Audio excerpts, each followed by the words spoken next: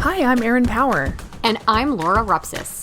We're certified health coaches, and this is Health Coach Radio.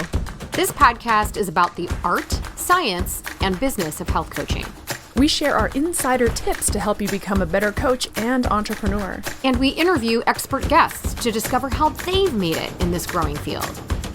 It's time for health coaches to make an impact. It's time for Health Coach Radio.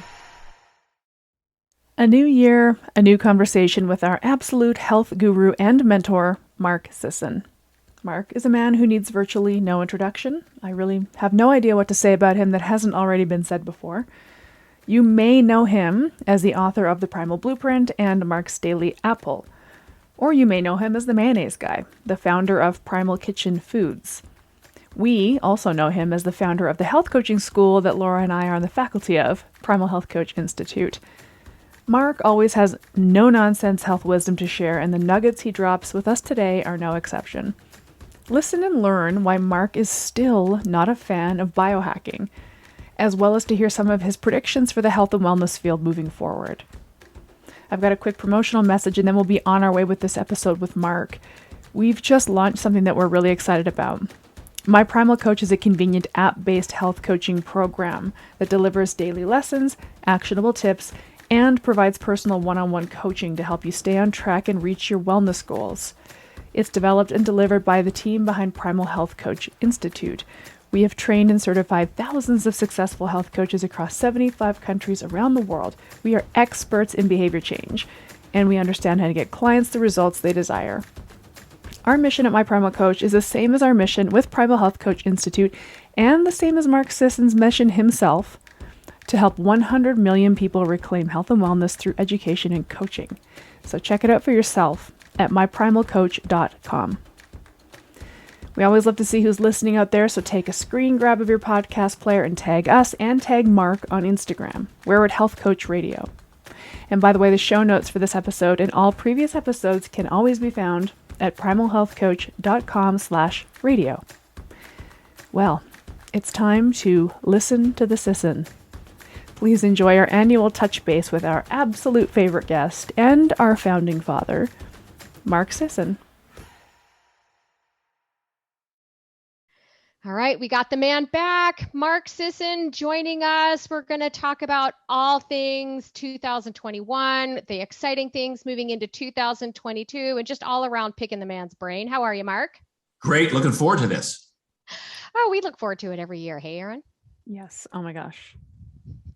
There are so many places that we can wander with this. So let's just start by chatting a little bit about 2021 for you. You know, what did you see as sort of trends, like the big stories, big messages that, I guess the point being that health coaches can kind of lean into? Yep. And that's very interesting because the big message, I think, which continues to rear its head is that this is all about immune support. This whole COVID thing is not so much a public health issue as it's a personal immune system issue. Yep. And if you have a strong immune system, and I know a lot of people are going to say, well, you know, I had a strong immune system, but I had a tough time when I got COVID. If you have a strong immune system and it's working well, you'll breeze through COVID. So what we learned along the way was things that we've been talking about, like vitamin D. Like the people who had high vitamin D status basically don't get COVID. If you're above 45, shall we say, you're basically not going to get COVID. If you do, it's going to be a mild kind of thing. Well, how do you get to 45 or above? It's not about sun exposure. It comes back to you probably have to supplement. So that's one of the learnings that we got out of this COVID experience. Yes, vitamin D, critical. And you probably need to supplement if you have chronically low vitamin D levels. I'm a guy who spends most of my life in the sun, and I have low vitamin D levels unless I supplement because I had my 23andMe done, and it basically says I'm a poor converter of sunlight and cholesterol into vitamin D. So, but I'm happy. Vitamin D is cheap. You know, Primal Blueprint makes vitamin D, so I get it free. I got a contact. And so we learned about vitamin D. We learned about sleep. You know, there was a big thing about, you know, people are understanding that immune response is very much about related to how much sleep you get. And conversely, if you don't get much sleep, then you're going to screw up your immune system. We learned about that. One of the early learnings was blood sugar levels and how blood sugar, high glucose in the bloodstream, can be counterproductive if you are getting close to somebody who has COVID and you don't want to get it. In other words, sugar is an immune suppressant. And we see that people who had type 2 diabetes as a comorbidity had a much tougher time getting through COVID or surviving at all.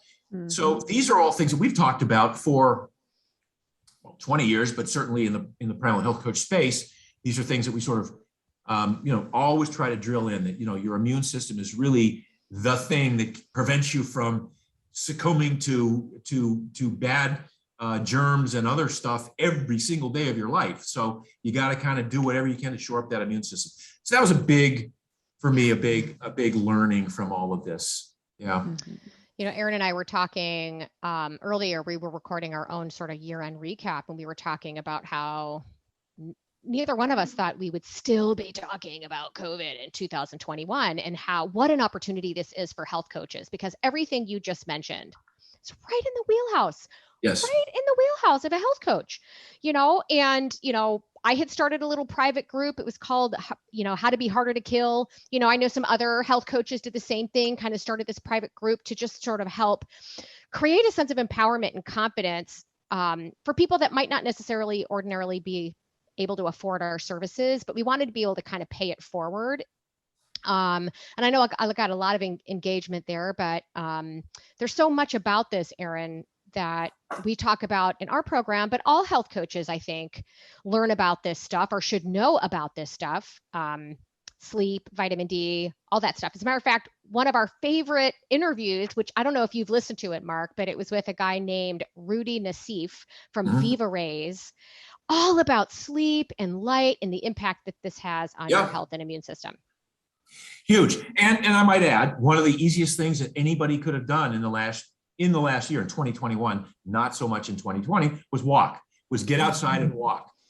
This concept that we've been espousing since day one with the Primal Health Coach program is move around a lot at a low level of activity. Get your body moving in different ranges of motion, planes of motion, not about burning calories, but just about movement. And so walking, that was one of the things that made, I think, headlines in all of the sort of top, health sections of the newspapers. They finally realized that walking is good for your ability to combat COVID and to stay immune healthy. So if you kind of combine all these things and then throw a little bit of weight training in there, you basically got the primal blueprint. Right. Gosh darn it! Seems like you're ahead of the curve there, Mark. Do you get your serum vitamin D levels checked to know where you're at with vitamin D? Are you using the D-Minder app? How do you know? No. I get my serum levels checked once a year, at least. I have a very aggressive general practitioner, because it's a concierge practice. He's like, we got to get you in, and I know you're in great shape. I know you're in great. We got to get you in and do an exam, because it's part of the, it comes with the package. So every year, I'm getting ready right now, in fact, to do my big blood work draw in the next couple of days, because I'm going to see him in a couple of weeks. And so in that, I check off all of it. I want to know everything now. And even though we were going to talk about this later on, about how I'm not really into these metrics. Once a year, I get my blood drawn, and if I'm going to draw it, I may as well see what all the markers are, right? So my vitamin D levels are one of the things. I pay attention to a lot of things, but one of the things I pay attention to, they're quite handily. Yeah, I know we do want to talk about sort of your aversion to this quantified self movement, but just to kind of, focus on this for a moment, I think there is something really valuable in like health consumers. So health coaching clients, any health consumers, anybody in the world who desires health, which is all of us, right? So the health consumer is kind of how we generally refer to this person, but to benchmark where they're at, just to touchstone, right? Here's where I'm at, once a year, fully understanding your numbers, so you can at least have somewhere to sort of branch out from. That's it. Yeah. I'm just going to, comment that I have a cardiologist. My GP is a cardiologist. So that's, and I forget if we talked about this in the past, but one of the reasons I went into this space is because I got beat up as an endurance athlete. Mm-hmm. And I got injured and I got sick a lot, and I had a lot of issues. And one of the issues that manifested over time was I have cardiac issues from training so hard for 30 years before I got it, that I did damage to the muscle of the left ventricle of my heart. Not like life or death stuff, but really annoying stuff. So I have premature ventricular contractions. It's sort of the flip side of AFib. And those sort of things are epidemic in my generation of people who trained as hard as they trained for as long as they trained. Imagine, going to the gym saying, I want bigger biceps, and then deciding the way I'm going to get bigger biceps is I'm going to go to the gym and I'm going to curl 115 pounds.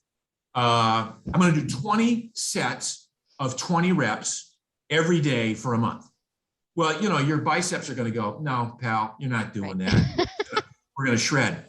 But if you're an endurance athlete and you say, I'm going to run 15 miles a day, or ride 100 miles, or run 100 miles a week and ride 250, whatever the number is, you're basically overriding your heart, which is, your heart's there to say, look, what do you want? I can pump however fast you want. I can provide oxygen. I can provide nutrients. But, it's up to the brain to tell the muscles what to do. I'll just keep up. I'm just a demand organ. I'm a demand organ that supplies.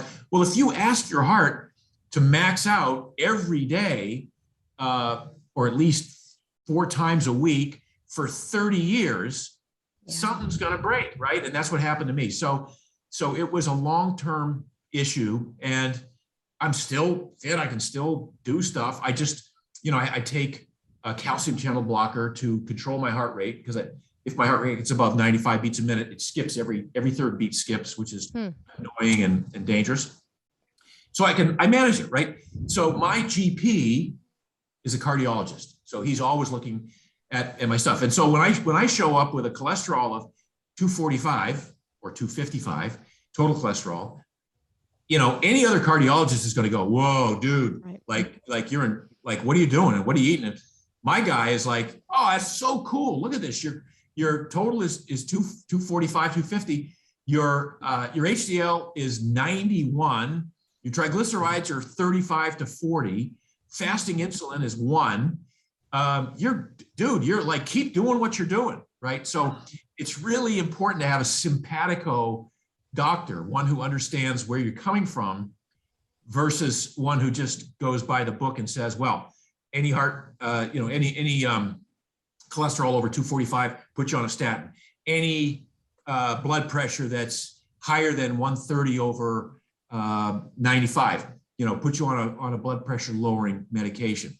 So that's one of the things that we can talk about, later on with regard to our coaches and how they can interact with their clients, and then obviously involve their physician in this conversation, so that everybody gets on the same page and we're not at cross purposes where the patient is saying, well, I want to be healthy, and the trainer is saying, well, don't take statins, and the physician is saying, oh, absolutely take statins, and don't eat any fat. And, you have all these different conflicting messages. So you want to, find a simpatico doctor, and that's what I have. And the guy's great. And he's written, now that I'm his patient, he's read some of the books. He's like, oh my God, Mark, like, I wish I knew this 30 years ago when I started my practice. Yeah. It's incredible stuff. I totally get it. It resonates with me.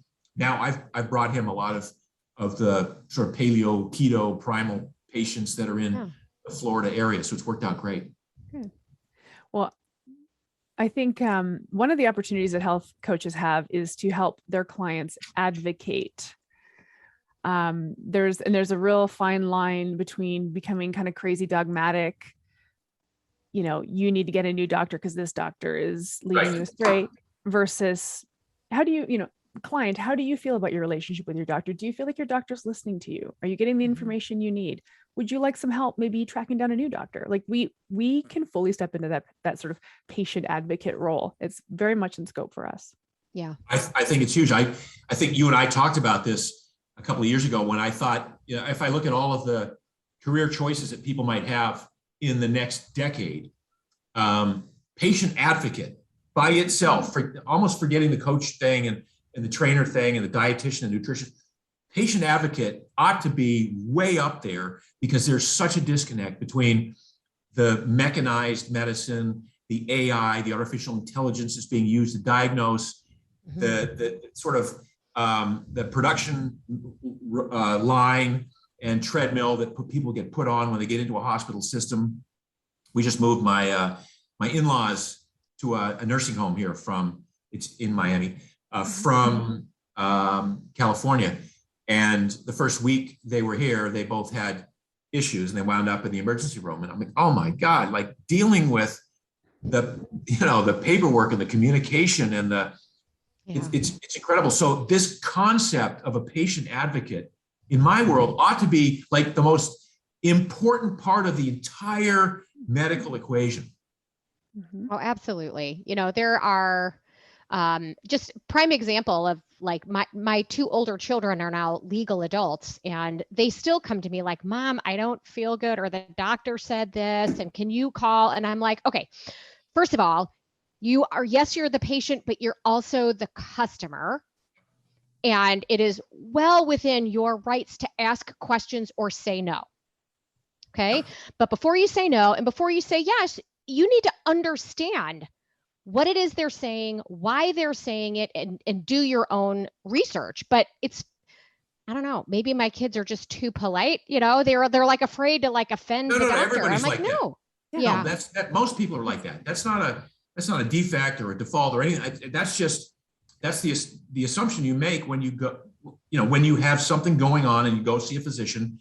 You're like, okay, I'm in his hands or her hands. I bow to their knowledge. I'll do whatever you say. Just make me well. So you sort of give up your rational thought process when something, certainly when something life-threatening is going on. Yeah, generally, I would say patients are in a disempowered position. Right. They hand the power over to the physician, and that's where the advocacy comes in, like just to get a bit of this power and autonomy back in the hands of the patient. Mm-hmm. I'm not trying to steer anybody away from the Primal Health Coach Institute and the learnings, but I would say that probably one of the greatest trainings to be a patient advocate is the Primal Health Coach Institute. The teaching that we have, which gives a broad base of knowledge about how the body works and how to evaluate certain protocols, for instance, and at least have an opinion, or at least have an opinion about what to inform your client to ask the physician. These are all things that we can offer up that have nothing to do with licensing or violating any sort of code of any ethics or medicine. It's just that the training that we offer really is right along those lines of what I would expect a patient advocate to know. Yeah. We have a graduate of our advanced coaching course, our level 2 course, who got a job in a doctor's office. And the way it worked was when the patient left the doctor's office for their whatever checkup, 7 minutes of time with this doctor, they would immediately be put in the care of this health coach. And the health coach would say, how was that for you? What questions linger after that appointment? What can I help you understand about what what did the doctor ask you to do? Can I help you implement? So really just taking the patient immediately from the doctor, and this is the implementation piece, because the doctor will give information, we hope, but then the patient struggles to implement. So we have actually a Primal Health Coach that's working in this capacity. And I think that sort of pattern of going from the doctor to the coach and then home to execute is really interesting. This is beyond interesting. This is how I envisioned what we would do from the beginning. Mm-hmm. I really envisioned a more direct interface between the physician and the patient. And it was always sort of that exact thing that there's the 7-minute allocation of time to read the results of the test and sort of hem and haw, you should eat better, you should exercise more. And then there's the learning process, or to your point, that immediate download of like, because most people come out of the doctor's office and like, God, I forgot to ask this. And, oh, he said this. What does that mean? It's like when you leave a an argument and a day later you have all the right responses that you should have given in the argument. Oh, I should have said this and I should have said that. It was too late now. So that's sort of what we're doing with the, this idea that we would be able to inject right into that spot, that uneasiness between leaving the doctor's office and going home and wishing you'd asked all these things or wishing you'd done that. And of course, it becomes much more elaborate than that over time. Again, in my view, it was always the first, you go from the doctor's office or the 7-minute, exam room to the patient advocate or the coach, and then lay out a program that continues involvement, monitoring, checking in, answering and asking questions over a period of weeks. That was my view of how to make medicine, much more user-friendly these days. Yeah. And there have been a few companies that have come forward. I forget the name of the company Erin's referring to. Erin, do you remember the name of it? Omada Health. Omada Health. Then there's Ferta Health. There's Aora Health. There's a couple of health share plans, right, for those that choose to go that road rather than insurance, that also offer both free telehealth, but also health coaching sessions as well. These organizations have realized, boy, it's a heck of a lot less expensive to quote unquote cover someone who's healthy and exhibits healthy behaviors. So we are seeing it, and we're seeing organizations like NBHWC come to the forefront that's actively working to uplift and elevate the use of health coaches within the clinical space. And I just think moving into 2022, we're going to see even more opportunity there. I agree. So yeah, it's huge. What trends do you see happening in like the health and fitness space moving into 2022? But, besides this, is there anything that you think's interesting or that you're hearing coming down the pike? I'm not that interested in a lot of things that I hear about. I think there are a lot of people who, especially in the tech world, there are a lot of tech people who go, here's a great idea for a new app or a new algorithm or a new piece of tech. What problem can we find that it'll address? How can we invent a problem that very few people even complain about, but how can address that problem? I mean, my original reason for putting that in those sorts of terms was when the company Soylent started making their powdered drink mix. Soylent they raised $200 million from a lot of tech titans to build a company that was making basically a meal replacement, powdered meal replacement that had everything you needed. It had all the fats, all the minerals, all the vitamins, enough protein, carbohydrate. And the thesis was, because we're in tech, all of our programmers don't like to eat. So people must not like to eat. So let's make a product that we can mix with water and you can slam it down and get all of the nutrients and go right back to coding. And that was the thesis behind this Soylent. And so what they wound up with was a shitty, product that had omega, soybean oil and corn oil as a source of fats, A1 casein, and maybe some plant-based as the protein, fructose as the source of carbs, and sort of a crappy vitamin mineral blend. And yet it was promoted as the next great thing. Like, how come no one has solved this problem before? Well, it wasn't a problem. First of all, your thesis is wrong. Everyone loves to eat, except coders. And by the way, they prefer pizza and Coke. They also like to take a nap under the desk for a few and then get back and start coding again. But it was tech looking for a solution to a problem that that in many cases didn't really exist as that problem arose over time. And so I'm seeing a lot of not to cast aspersions on some of the equipment out there, but I'm not a big fan of wearable tech, for instance. Like I just don't trust the data. So some of the sleep tracking devices, will tell me I got 0 deep sleep for 3 nights in a row. I'm like, felt pretty good. I feel like I got some sleep. So I'm not gonna trust that. I made a big point years ago when I went to a doctor, and he said, your blood pressure is 145 over 105. I want to put you on a blood pressure medication. I'm like, no, I probably got white coat syndrome here. So, let me ruminate on that. So I went home and I bought 2 blood pressure cuffs, some of the best on the market. And I measured my blood pressure 50 times over the next 7 days. Not once did I ever repeat anything close to 145 or 105. I never got 2 measurements that were exactly the same. And the lowest measurement I got was 108 over 64. So if I'd been taking a blood pressure medication, I would have been royally screwed. So I'm really suspicious of a lot of the measuring devices. Yeah. And so I know a lot of people who have a Fitbit, and I'm gonna mention Fitbit because one of my friends that I work out with a fair amount, he likes to hike, and he tries to keep his heart rate, at a certain range. The Fitbit cuts out at 135 beats a minute or 140 beats a minute. So when he gets above 140 beats a minute, it doesn't work. Well, that's the time you need the data. That's the time you need the information, right?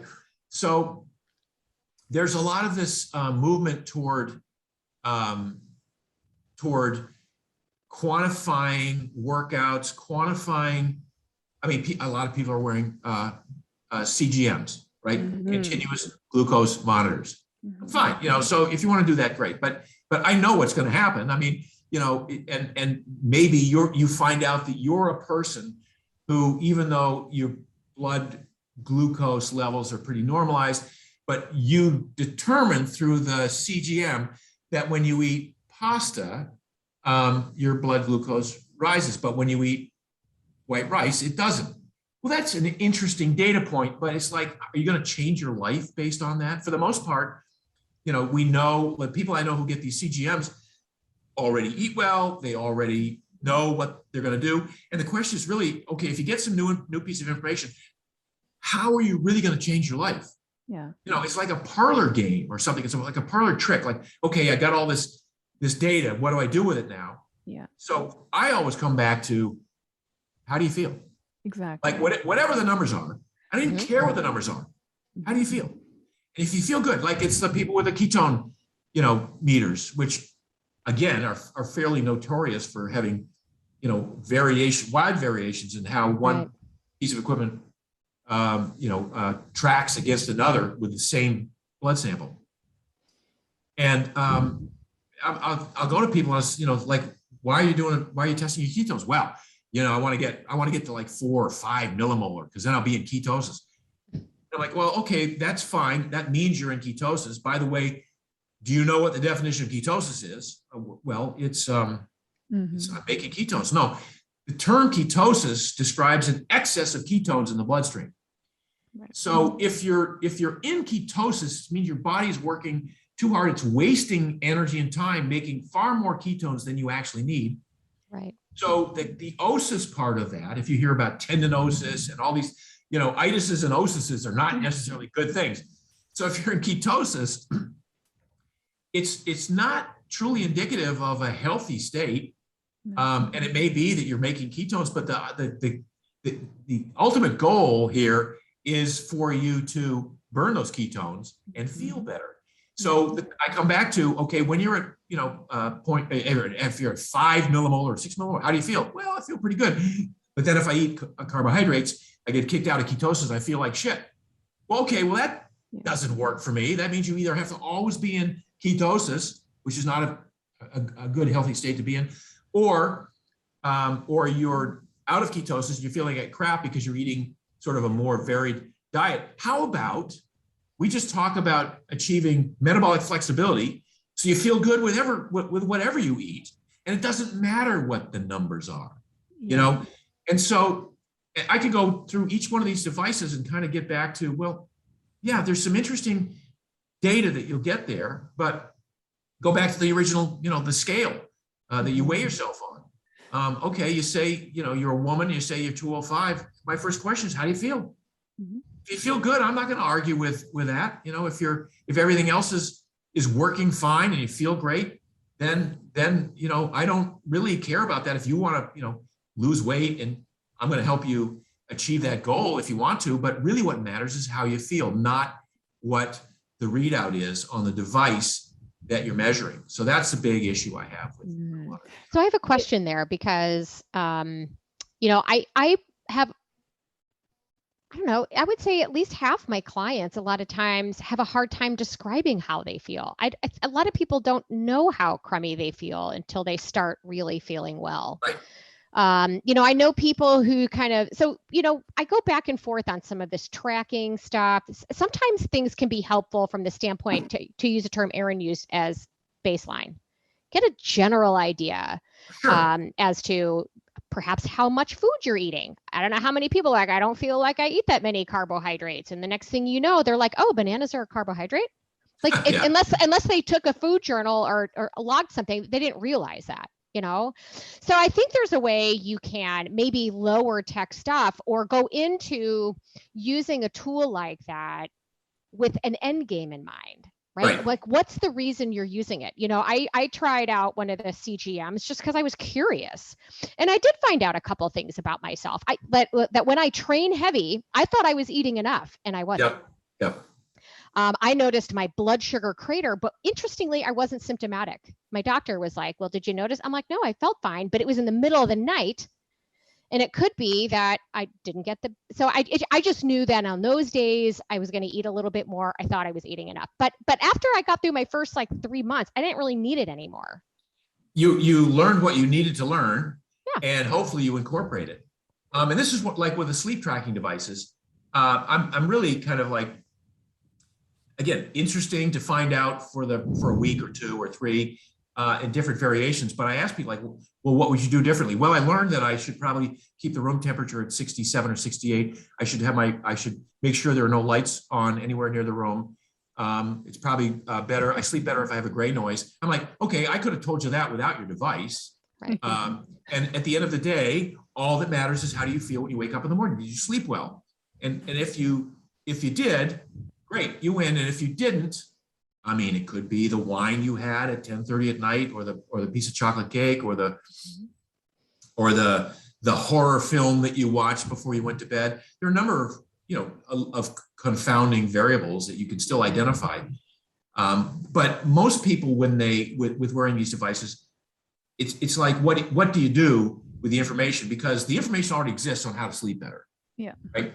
I have a chili pad. Again, I have a room at 68 degrees. I have a blackout curtain. I have the air conditioning is a phenomenal white noise. My bed is set up so that I have not solid, but I have a firm part of the mattress, and my wife has a more cushy part of the mattress. So I've dialed my sleep in. The only issue is if I travel, I have to make adjustments. There should be times when I would check into a motel or a hotel, one versus the other, just based on the sound of the air conditioning, because the white noise was so important to me. In an urban environment where there's street noise going on outside.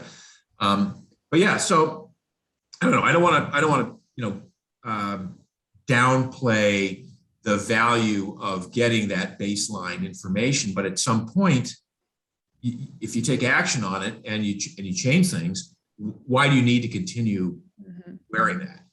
Well, I know somebody listening will have this exact same experience, but when I was wearing my Oura ring, morning feeling great, and then checked my app and it said, oh, take it easy today. Didn't have very good sleep last night and your readiness is low. Then I'd be like, actually, now that you mentioned it, I don't feel like I was. Yeah. That's the other danger, by the way. That happens a lot, where people alter their plans based on the information they got, even though they feel differently, or somebody will say, I woke up feeling kind of tired and sore today, but my heart rate variability said, go get them. Yeah. It's like, well, okay, who are you going to listen to? I know. Okay. And this is my gripe. And a lot of the stuff that you shared and speaks to this. So even when you're talking previously about, endurance sports, how it's just like heart and lungs, or Soylent, which is like, this kind of appropriates human nutrition, but it's made of these junk ingredients. It's like none of these things is factoring in the elegant design of the human body and how everything works together. Like we're just putting these little bits into vacuums, like HRV in a vacuum, your REM sleep in a vacuum, and but not fully having this full experience of the elegance of everything working together. So I went on a podcast earlier this year of a kind of a well-known triathlon guy, and it just as an outcome of that, I ended up with like 20 triathlete clients, which that's not my anyway. But like these folks were so convinced that what they were doing is healthy because their heart rate, their cardiorespiratory piece to running and biking. It's like, yeah, but what about every other part of your body? Mm-hmm. Literally every other part of your body, your connective tissue, your central nervous system. Like, hello. Like, I've got something to piggyback on that. There's somebody in the corporate wellness program that I'm coaching who's a runner, a bit of an endurance athlete, and he knows he should probably strength train, but he gets concerned that when he trains heavy, he gains a couple pounds. And he's like, I don't think it's muscle. What is that? And everything is so, I'm sitting there like, but how do you feel? And do you feel stronger? You're probably carrying a little bit of water. Your muscles are likely recovering and what have you. But how do you know you didn't add a little bit of muscle there or what have you? Like you got to get, adding 2 pounds because you lifted heavy one day is not something that you should be concerned about in the short term as something negative. You're training differently than you normally do. You're cross training. And I'm trying to kind of walk him through all this, but folks in kind of the endurance realm, when they try something different that they feel is somehow going to impact, I'm wondering if the concern was this extra weight that I put on from lifting is going to slow me down somehow. On the bike. Yeah. But that's a concern. And yet the reality is it could well be that if he had the right trainer and he was really lifting heavy and he was doing maximum sustained power output sort of based workouts, and he was deadlifting, 200 pounds 80 times over a 15-minute period, his ability to climb hills is going to be dramatically increased because of the power, the maximum sustained power, the MSP. And so he's going to be very willing to add the 2 pounds of muscle, all of which are going to his thighs and his glutes. And yet, again, they think in terms of other metrics that are, I race well at 152, and if I get up to 155, I don't race well. But without thinking about the sort of cost benefit analysis. And what happens is they wind up, and I did this before I knew any better. You wind up in this black hole of training where you don't get any better, and you just tear yourself down. And training for a competition, if you really want to be a good athlete, you don't want to get out there and just practice running the same pace every day. That's not just boring, but it's detrimental to your mental health. It hurts too much. What you want to do is you want to build these component parts. You want to build an endurance base, but that means going longer distances at a even lower heart rate. So you maximize aerobic capacity and capillary perfusion. And then you want to spend some time in the gym doing maximum sustained power repetitions and working on your absolute power. Then you want to do some intervals where you really tap out the high end and go over your anaerobic threshold so that you can clear lactate faster. And then one day when you get in a race, you put them all together and you kick ass. But so many athletes, particular triathletes, runners are almost notorious for this too, is, you go out and practice running the same pace,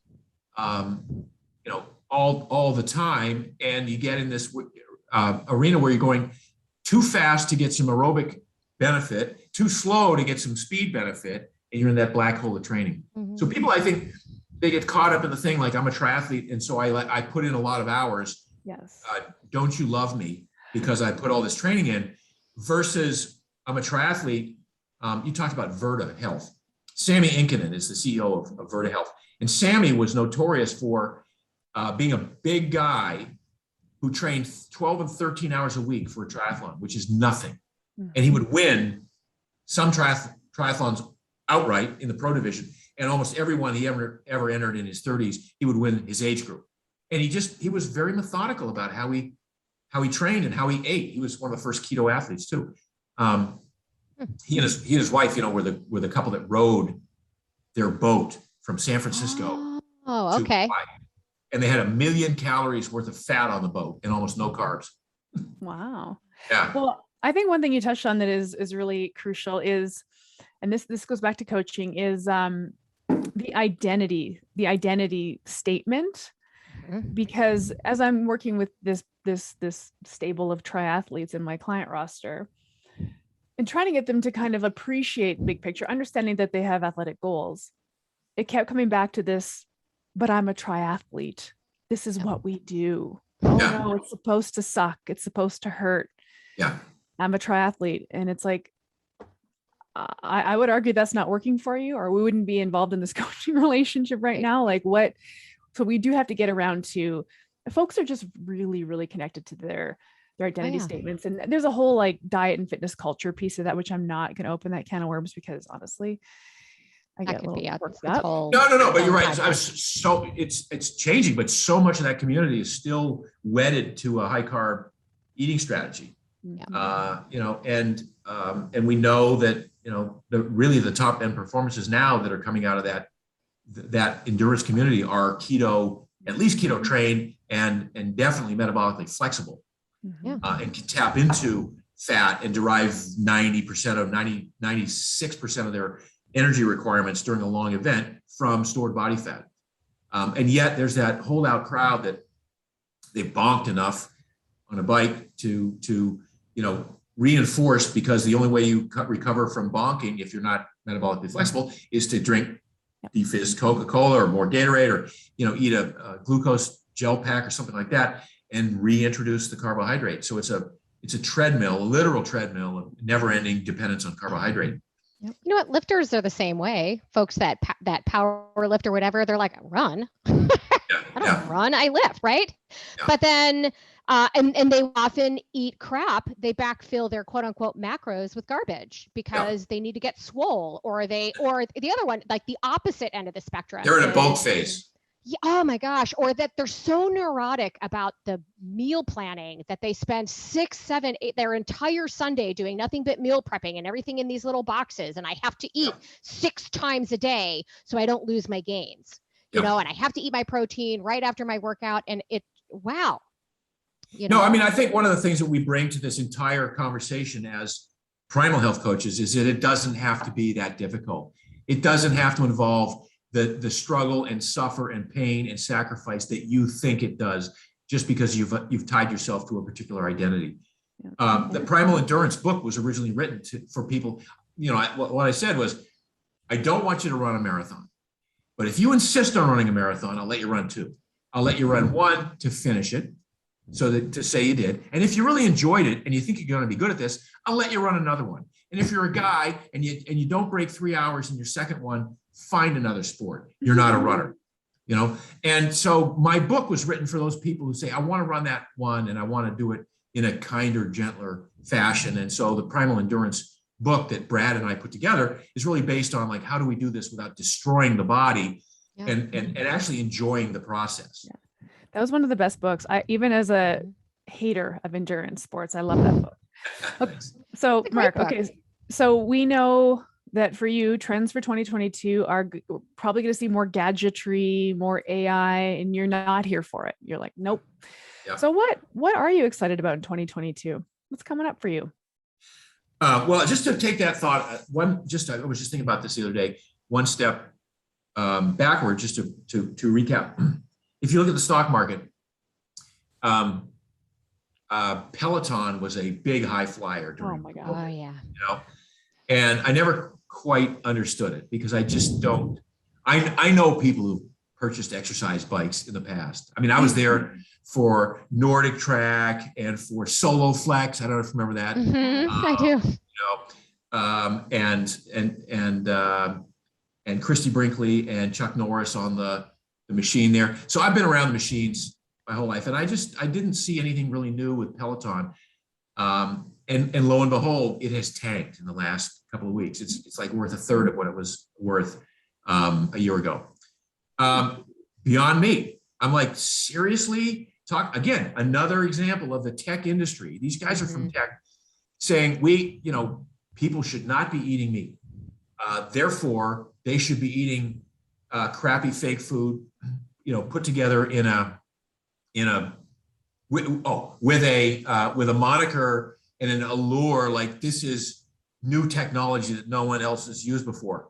Well, what about Garden Burger? What about go back 40 years and see people were making, fake burgers a long time ago, and yet there's some mystique and some allure to it. So Beyond Meat, which I've had a real issue with since day one, and it was valued at like $14 billion, a company that's never going to make any money.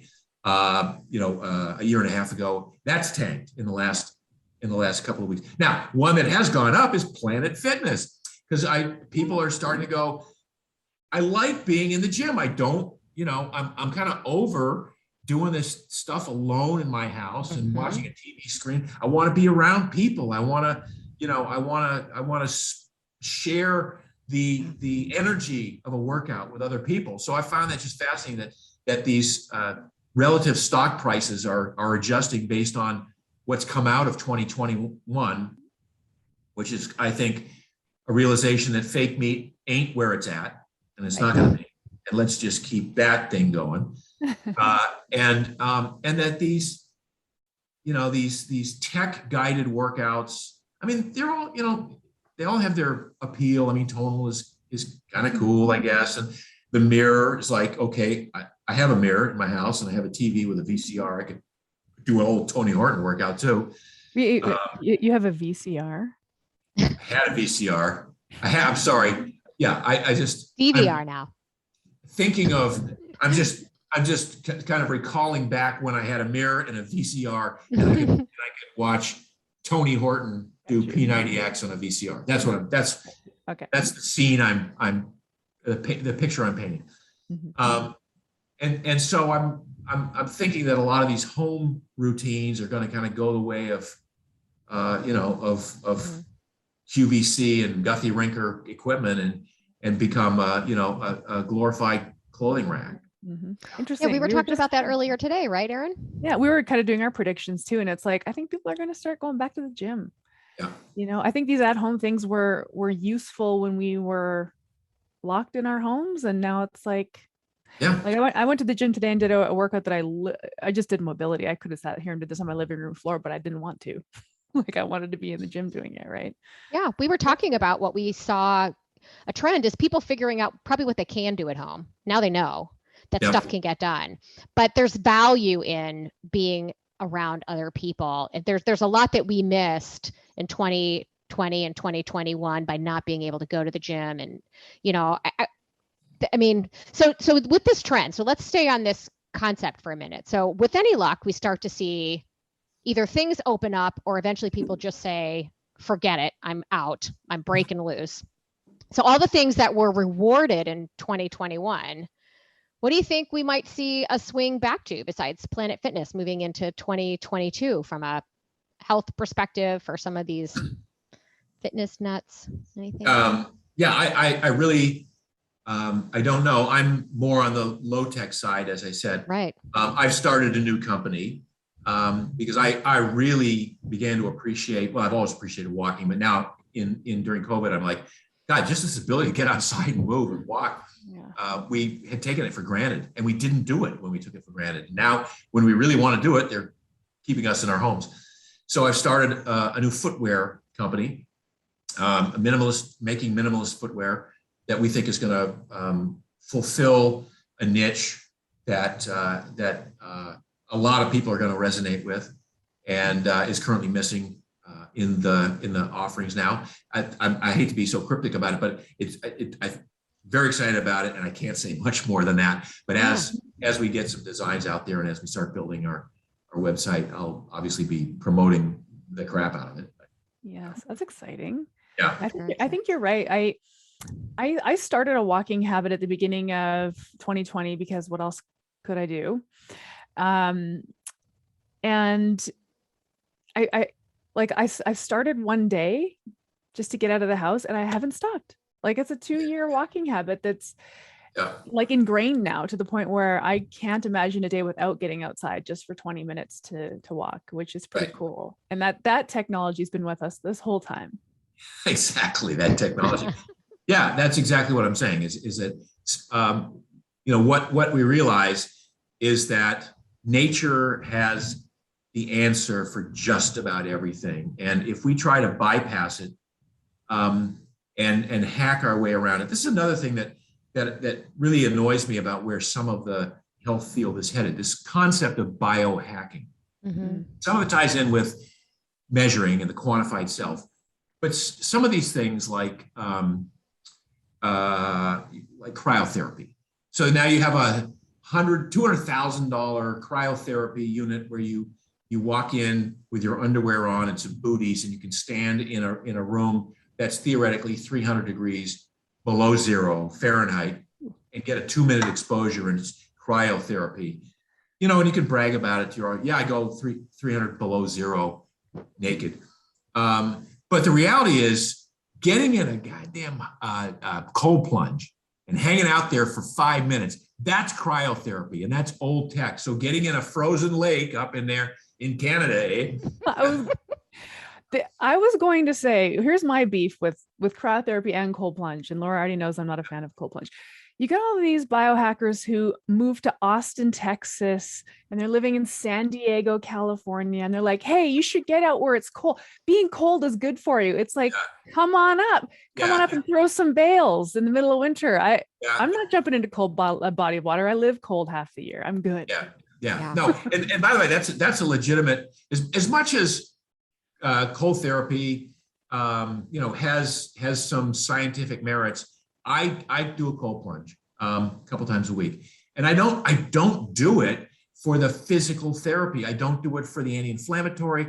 I do it because it's a head trip, because it's freaking uncomfortable, and it's a process for me to make it happen and stay in as long as I can, and then get out. And having done that, I feel good.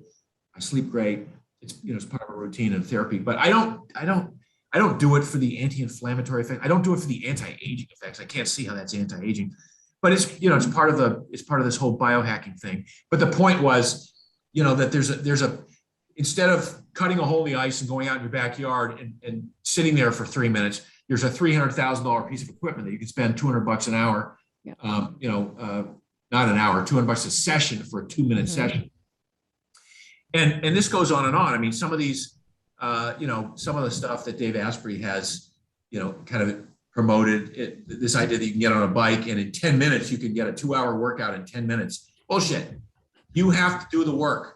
If you're going to work hard, do a Tabata and then be done with it, right? But don't wrap your legs in some, vacuum packed ice thing and then cycle for 10 minutes and think you got the equivalent value of a 2-hour workout. It just doesn't work that way. We see that all the time. These experts or people that came up with some new technology where you get the benefit of a whatever workout in 10 minutes. And look, you can get a phenomenal workout in 10 minutes. I'm not saying you can't, but I don't think you got to invest $50,000 on some really cool machine. That's the point. Yeah, no, we could craft a 10-minute workout. The two of you and I, we could make a list of 20 different 10-minute workouts that would kick your ass and have a great effect and take no equipment. Or take, some stretch bands and a couple of kettlebells or something like that, But the idea that you've got to devise a $10,000 piece of equipment that, has all of the readouts and bells and whistles and, tracks your progress from one workout to the next, it's a bit much, as I say. And yet that's where some of this, the exercise tech is headed down that path. And there's never been anything like Mother Nature just kicking your ass on a hike, on a run, in a swim, on a bike ride, and then getting some good rest and good nutrition and building back stronger from it. Oh my gosh. So if I'm hearing you correctly, the tech trend for 2022 is nature. Yes, let's no do it. tech. Yep. Well, I mean, I heard you mention chili pad. So while you're not a big fan of the wearables because you can't trust the data, and when you do have it, what are you going to do? Yep. Something like a chili pad or something like a white noise actually just sort of helps you get better sleep. That's a good point. No, you make a good point. That's the type of tech that's so chili pad. I love mine. We have one. Aaron has one. It just recreates the true human experience of sleeping on a cold ground covered with a skin. So your body craves that, wants that. And there's no other way to achieve that in a heated home with the windows closed, with a mattress that generates its own heat from your body heat. Mm-hmm. Your weighted blanket. Yeah. So there are some pretty cool pieces of equipment. A chili pad's definitely a cool piece of equipment. I'm not saying there aren't, and that's one that sort of fills that little gap.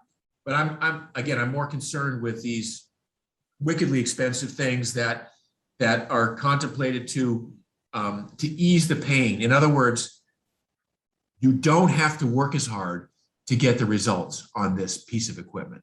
I don't like that. So with the chili pad, it's comfortable and it's doing what it's supposed to do, and it's not promising that I'm going to sleep, better than I would have if I was sleeping out in nature. Just it's sort of saying it's recreating a natural sleep environment, which is a cool surface with a skin over the top, which humans did for millennia. Yeah. It's kind of lending a little sort of a prehistoric slice into our very cushy modern lives. So your whole family probably doesn't want to freeze with all the windows open all night long, but you can put one underneath your side of the bed and sleep like a log. I'm not saying there aren't gadgets that that don't make sense. I'm just saying that as we talked about some of these, especially you go to some of these biohacking conventions and you see some of the stuff that's out there, the goggles with the 3D stuff and and the 40 years of Zen or whatever that is. I mean, it's like, well, it sounds to me like what you can get behind are things that take our very unnatural environment and try to create a more natural experience for the body. Things like a chili pad, right? Things like white noise. Another example of this are like the blue light blocking glasses, very low tech that take the unnatural part of our current environment and make it a little more natural so we don't burn our houses down by having a bunch of fire and candles or whatever. And I think we did that with Primal Kitchen sauces and dressings. We took a more natural approach to flavor. When there were high-tech versions of, inexpensive, high fructose corn syrup based, artificial flavor and color based things. And we just we literally stepped it back to nature. Yeah. If you get rid of the artificial flavors and colors and preservatives and you only use natural ingredients, that's actually a step backward. And yet it's better for you, right? So I'm sort of trying to recreate the experience of our grandparents or great grandparents at this point. Yeah. I share that with my clients when I encourage them to try Primal Kitchen products and explaining the difference between the oils. And it's like, okay, you come out to my place out here in the country in October, we'll go to the canola field, we'll pluck some canola and you can squeeze the hell out of that plant. Not one drop of fat's coming out of it. When you carve into an olive or an avocado, you can tell there's fat in there. That's it. Like, I'm not here to say, canola is the devil, but when you think about what happens naturally, this avocado has fat in it naturally. So let's just go with that. It's just the nicer, more sort of naturally connected choice. No, exactly. So you've been like an angel investor in things like Thrive Market, Chili Pad, I think was another one. Yes. Steady MD was one. What are the other things that people are coming to you with that you're like, that's cool? Not many anymore. There's not many anymore? It's bummer, tough. Man. Well, first of all, I have a non-compete with Kraft. I can't do food. And so I've seen some pretty nice food deals come down the last couple of years that I had to turn away. So, I'm doing, okay, I'm going to put it out there. So I'm a person who is not that concerned about climate change, right? I'm like, again, this is Mother Nature has the answer for everything. I'm way against pollution. So don't get me wrong. I'm like all for fighting pollution.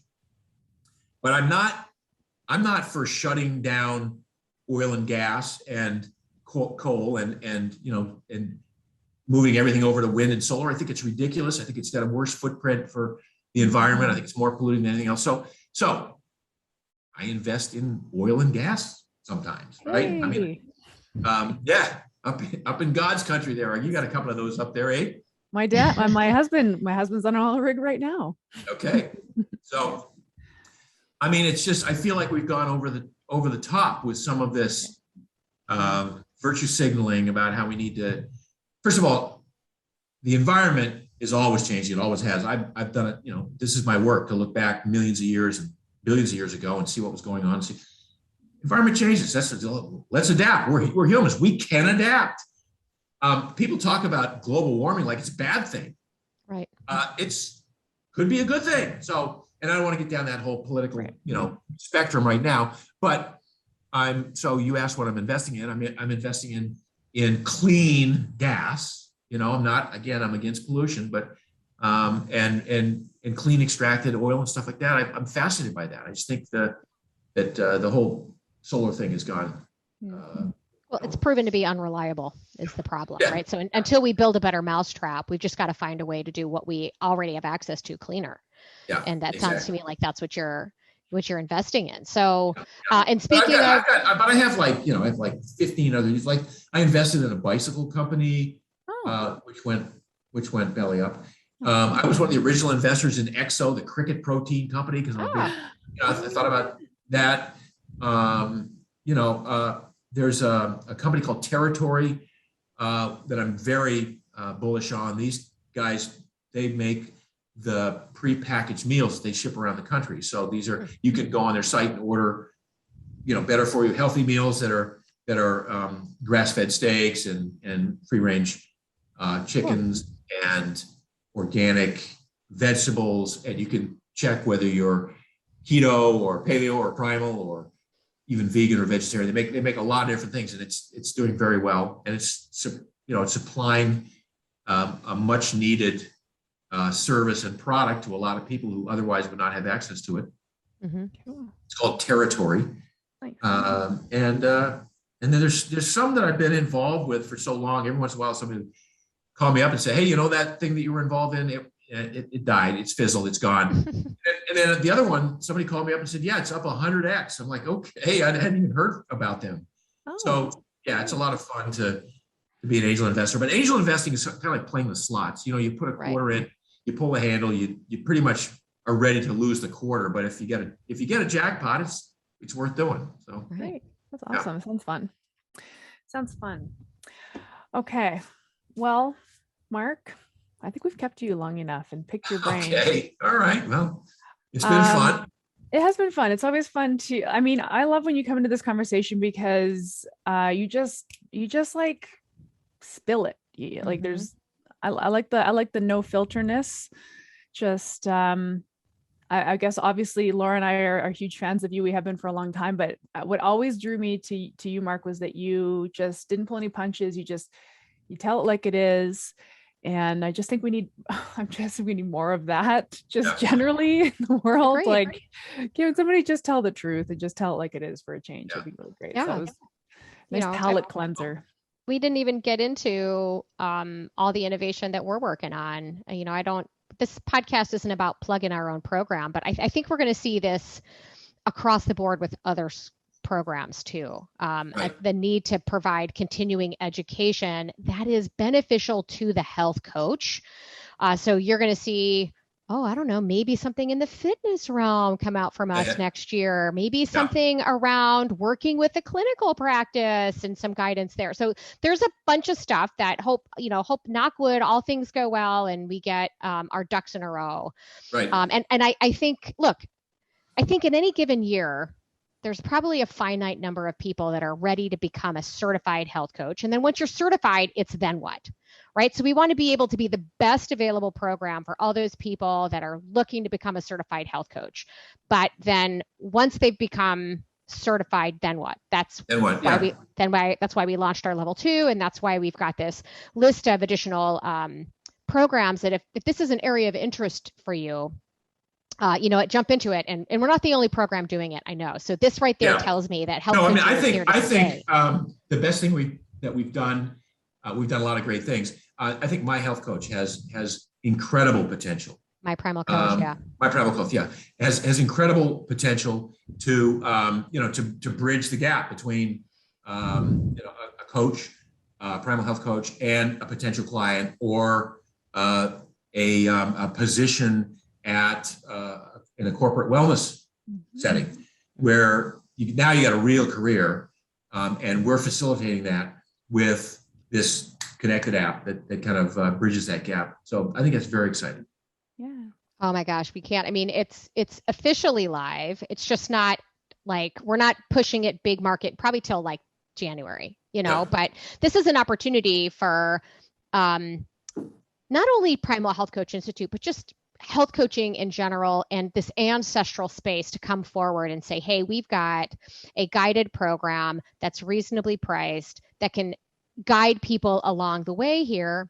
And the best part about it is, of course, as always, not only is this going to go farther towards the ultimate goal of positively influencing the lives and health of 100 million people, but also our health coaches that might want to plug into this program and use it with their coaches, with their clients. We may eventually be able to hire other coaches if this thing takes off and does well. So it's all about being an innovator and pushing what's next for health coaching. And the world's ready for it. I mean, that's the big, I think, again, the big revelation of 2021 and COVID is people are starting to see it. The timing's right. I mean, I've seen Noom, talk about another company, explode. And my dad started using it. My dad, because my stepmom is like, your dad's really not aware of how much he's eating, But what all Noom really is he's just tracking his food. Yeah. That's really all he's doing. Yeah. That is not what my Primal Coach is about. It's not about tracking your food. It's about behaviors. It's about habits. It's about refining your choices. It's about education. So I think what we're bringing to the table is something that's different than what's on the market today. If you want to track your food, that's fine. There's a million apps you can do that in. Exactly. Here, we're going to teach you something. And oh, by the way, you can ask questions of an actual coach. So it's cool. It's going to be, excited. I think it's, very exciting. Cool. Awesome. Thank you so much. This was so great. It's always great to catch up with you. My pleasure. Let's do it again. We will. Not next year. Sooner. Sooner. Yeah. Well, once, do you have any more books coming out? I know you had 2 meals a day that went out. Yeah, we're sort of in a holding pattern. We're trying to figure out what the next one is. 1 meal a day seems a little too draconian. Well, maybe we'll no get meals to meet a up. day. No meals a day. Yes, the primal breatharian movement. Maybe this is the year conferences kick back up and we can all hang out in person again. So. That'd be cool. Yeah, Paleo FX or Metabolic Health Summit. We can do a live podcast. That would be fun. That'd be awesome. Let's plan on doing that. Yeah. All right, you got it. All right. Thanks, Mark. Bye-bye. Bye. This podcast was brought to you by Primal Health Coach Institute. To learn more about how to become a successful health coach, get in touch with us by visiting primalhealthcoach.com/call. Or if you're already a successful health coach, practitioner, influencer, or thought leader with a thriving business and an interesting story, we'd love to hear from you. Connect with us at hello@primalhealthcoach.com and let us know why we need to interview you for Health Coach Radio. Thanks for listening.